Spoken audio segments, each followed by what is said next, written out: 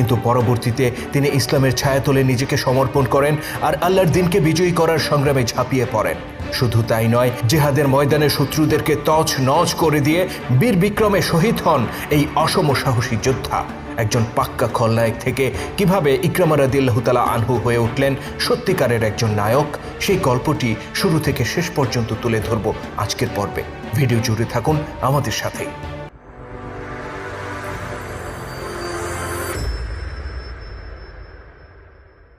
ইসলাম প্রচারের একেবারে শুরুর দিকে আল্লাহ নবীর সবচেয়ে বড় শত্রু হিসেবে আত্মপ্রকাশ ঘটে আবু জাহেলের।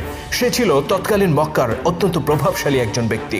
কুরাইশরা তাকে সম্মান করে ডাকত আবুল হাকাম নামে, যার অর্থ জ্ঞানীদের পিতা। কিন্তু আল্লাহ নবী তার নাম দিয়েছিলেন আবু জাহেল, অর্থাৎ মূর্খদের পিতা। এই ঘৃণিত নামেই সে পরবর্তীতে ইতিহাসে স্থান করে নেয়।